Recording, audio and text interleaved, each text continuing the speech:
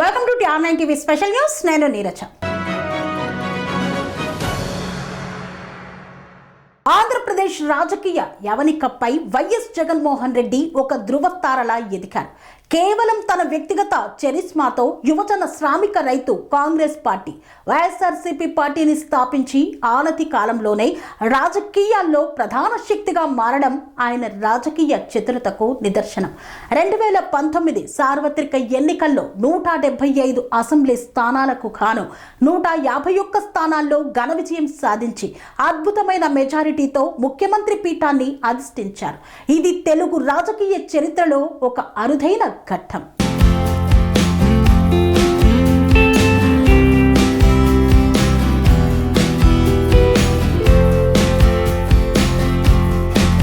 జగన్ సాధించిన విజయాల్లో అత్యంత కీలకమైనది నవరత్నాలు పథకం, విద్యార్థుల కోసం అమ్మఒడి, విద్యా దీవెన, వసతి దీవెన వంటి పథకాల ద్వారా పేదరికం చదువుకు అడ్డంకి కాకూడదనే లక్ష్యాన్ని విజయవంతంగా అమలు చేశారు. ఆరోగ్య రంగంలో వైఎస్ఆర్ ఆరోగ్యశ్రీని విస్తరించి గ్రామ సచివాలయ వ్యవస్థ మరియు వాలంటీర్ వ్యవస్థను ప్రవేశపెట్టారు. రైతు సంక్షేమం కోసం రైతు భరోసా కేంద్రాలతో విత్తనం నుండి విక్రయం వరకు రైతులకు అండగా నిలిచారు. మహిళా సాధికారిత కోసం ఆసరా, చేయూత వంటి పథకాలకు శ్రీకారం చుట్టి నిరుపేదల గుండెల్లో చెరగని ముద్ర వేసుకున్న వైఎస్ జగన్మోహన్ రెడ్డి జన్మదినం సందర్భంగా TR9 టీవీ తరపున ఆయనకు జన్మదిన శుభాకాంక్షలు తెలుపుతూ తన జీవన ప్రస్థానంలోని రాజకీయ విధానాలను ఒక్కసారి తరచి చూద్దాం.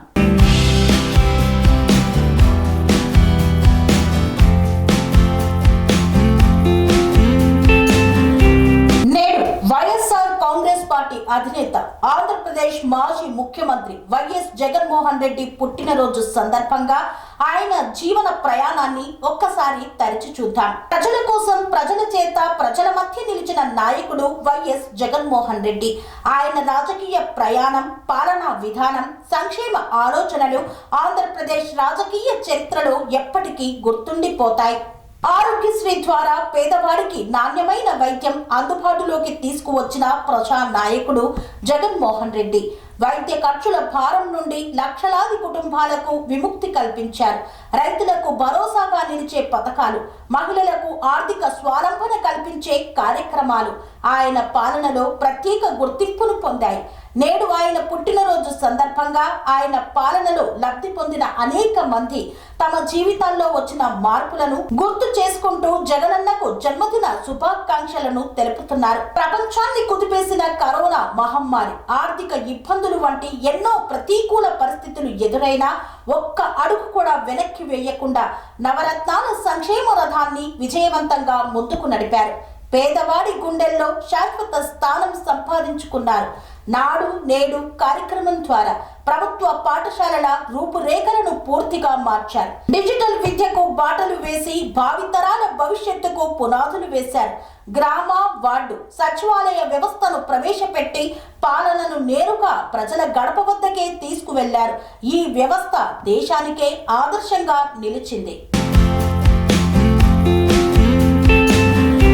యువ రాజకీయ నాయకుడిగా ప్రజల ముందుకు వచ్చిన జగన్మోహన్ రెడ్డి సాంప్రదాయ రాజకీయాలకు భిన్నంగా ప్రజా సంక్షేమమే పరమావధిగా తన రాజకీయ దృక్పథాన్ని స్పష్టంగా ప్రకటించారు. అభివృద్ధి లక్ష్యంగా పేదల సంక్షేమానికి కేంద్ర బిందువుగా చేసుకుని ఆయన సాగించిన పాలన నిజంగా అపూర్వమైనదనే చెప్పాలి. కులం చూడకుండా, మతం అడగకుండా, రాజకీయ రంగులతో సంబంధం లేకుండా అర్హతే ప్రమాణంగా ప్రతి ఇంటికి సంక్షేమ ఫలాలు అందించిన నాయకుడు వైఎస్ జగన్మోహన్ రెడ్డి. ఆయన 5 ఏళ్ల పాలనలో విద్య, వైద్యం, వ్యవసాయం వంటి కీలక రంగాల్లో తీసుకువచ్చిన విప్లవాత్మక మార్పులు రాష్ట్ర చరిత్రలో చిరస్థాయిగా నిలిచిపోతాయి.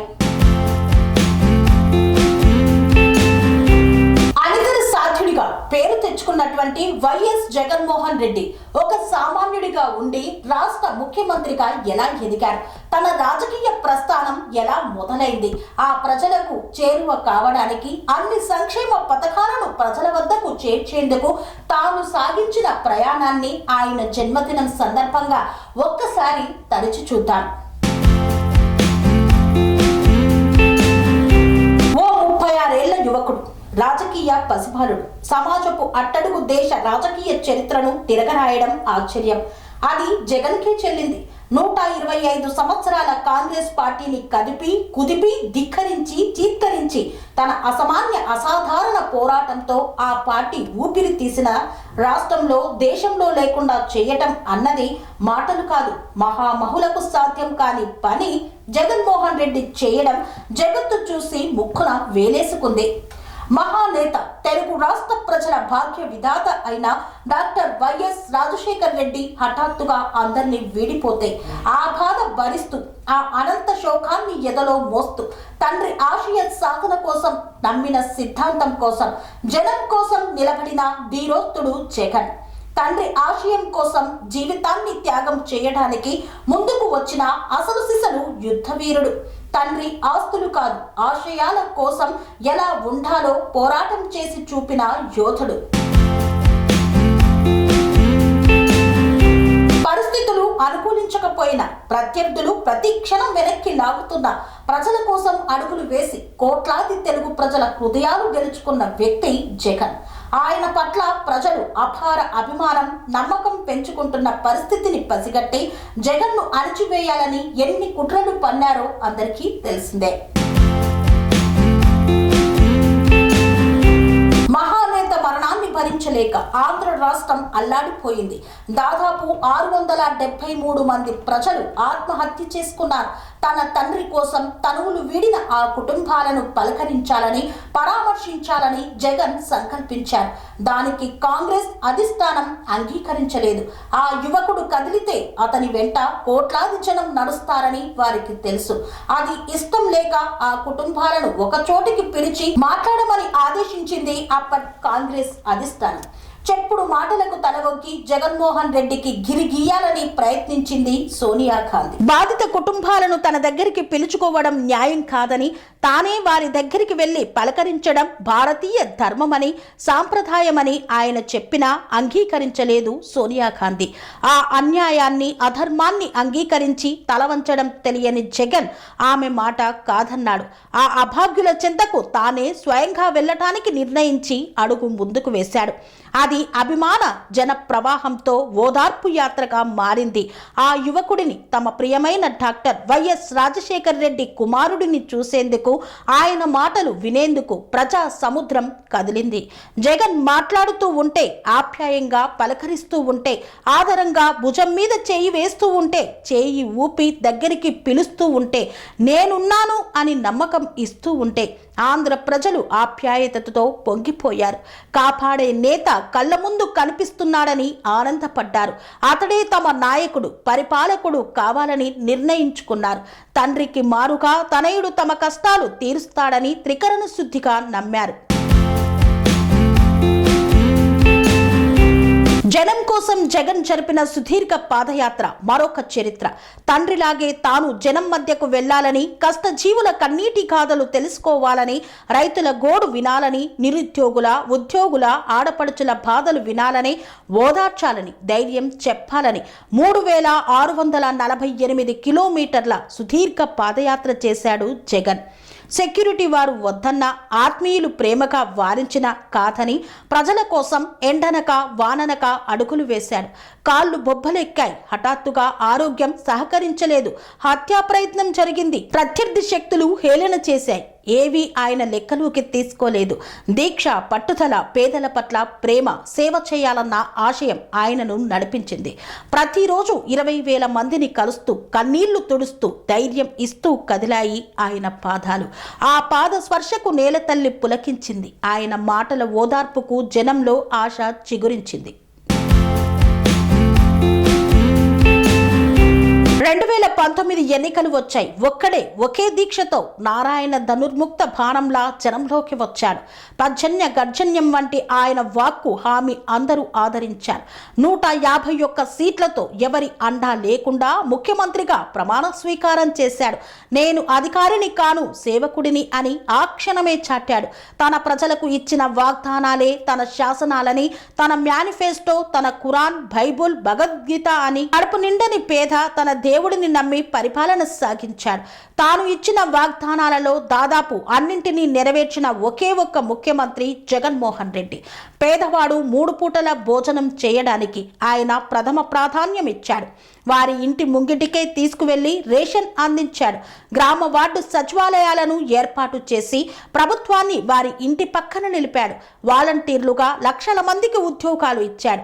వారి ద్వారా వృద్ధులు, వికలాంగులు, పేదలు, విధవలకు పెంచిన పెన్షన్లు ఇంటి వద్దకు తీసుకువెళ్లారు. ఇలా చేసిన మొదటి ముఖ్యమంత్రి జగన్ కావడం అందరికీ గర్వకారణం, అదృష్టం.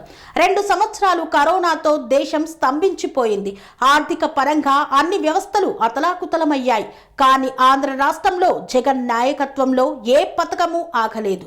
ఏ నిరుపేద ఆకలితో ఉండలేదు. అనేక పట్టణాలతో అభాగ్యులకు 2 పూటల ఆహార పొట్లాలు అందించాడు. అందరికీ వైద్యం అందించి ఈనాటి పాలకులు సనాతన ధర్మ రక్షణ పరులు ఇళ్లలో ముడుచుకొని మూలన పడుకుంటే ప్రజలకు చేరువగా జగన్ ఉన్నాడు. ప్రమాదంలో మరణించిన వారికి దేశంలోనే మొదటిసారిగా ₹1 కోటి ఆర్థిక సహాయం అందించిన మొదటి ముఖ్యమంత్రి జగనే. పిల్లలను స్కూలుకు పంపితే చాలు ఆ తల్లుల అకౌంట్లలో ఏటా ₹15,000 వేస్తూ అమ్మఒడి అనే సరికొత్త కార్యక్రమానికి శ్రీకారం చుట్టారు. విద్యార్థులకు ఆధునిక ల్యాప్టాప్లు, ఆరోగ్యకరమైన ఆహారం, యూనిఫామ్ అందించి పెను మార్పులు తీసుకురావడానికి కారణమయ్యాడు. ఆయన ముఖ్యమంత్రిగా ఉన్న కాలంలో ప్రభుత్వ పాఠశాలల్లో విద్యార్థులను చేర్చడానికి తల్లిదండ్రులు పోటీ పడ్డారన్న మాట, కొన్ని పాఠశాలల్లో సీట్లు దొరకని మాట అక్షరాల నిజం. ప్రజలు కొనియాడిన సత్యం. 2024లో ఓటమిని ఎదుర్కొన్న జగన్మోహన్ రెడ్డి ఓటమిని, ప్రజల తీర్పును హుందాగా స్వీకరించారు. జగన్ వెంటనే ప్రజల మధ్యకు వచ్చారు. ప్రజల కలగా, గలంగా, బలంగా పోరాటం చేస్తున్నారు. ప్రభుత్వ అసమర్థతను నిలదీస్తున్నారు. ప్రజలను మేల్కొల్పుతున్నారు. 5 సంవత్సరాల పాలనలో 2 ఏళ్లు కరోనాకు పోయినా అద్భుతాలు చేసిన ముఖ్యమంత్రి జగన్మోహన్ రెడ్డి. ప్రజల హృదయాలలో, పేదల మనసులలో సుస్థిర స్థానం సంపాదించుకున్న పాలకుడు. నేత అన్న పదానికి అర్థం చెప్పిన ప్రజా సేవకుడు. ఓటమికి కుంగని ధీరోత్తరుడు. ప్రజా హృదయ గోవర్ధనమెత్తిన గోపాలుడు. వక్రబుద్ధులు, కుట్రలు, కుతంత్రాలు ఎదిరించి జనుల కోసం స్థిరంగా నిలబడిన జననేత, అనితర సాధ్యుడు వైఎస్ జగన్మోహన్ రెడ్డి జన్మదినం సందర్భంగా మరొక్కసారి TR9 టీవీ తరపున హార్దిక జన్మదిన శుభాకాంక్షలు. కని విని ఎరగని రీతిలో మీ ఇంట జరిగే వేడుకలకు అందమైన వేదిక Sri Lakshmi banquet hall. Functions చేయాలంటే ఇల్లు చిన్నగా ఉందని ఆలోచిస్తున్నారా? చిన్న ఫంక్షన్ కోసం ఎక్కువ డబ్బులు వృధా చేస్తున్నారా? అందుకే మీ సౌలభ్యం కోసం అత్యాధునిక అంగులతో అందుబాటు ధరలో లభిస్తోంది శ్రీ లక్ష్మి బ్యాంకెట్ హాల్. పుట్టినరోజులకు, పెళ్లి రోజు వేడుకలకు, రాజకీయ పార్టీ సమావేశాలకు, కార్పొరేట్ కాన్ఫరెన్సులకు అద్భుతమైన ప్రదేశం శ్రీ లక్ష్మి బ్యాంకెట్ హాల్. మీ ఇంట జరిగే ఏ శుభకార్యానికైనా అతి తక్కువ ఖర్చుతో గ్రాండ్గా సెలబ్రేట్ చేసుకునేందుకు అనువైన ప్రదేశం శ్రీ లక్ష్మి బ్యాంకెట్ హాల్. మా అడ్రస్ శ్రీనగర్ కాలనీ, రాధికాటు, Saket main road, Kapra, Hyderabad. Pin code number 500062. Booking కొరకు సంప్రదించాల్సిన ఫోన్ నెంబర్స్ 9393142738, 9391808087 మరియు 8234070707.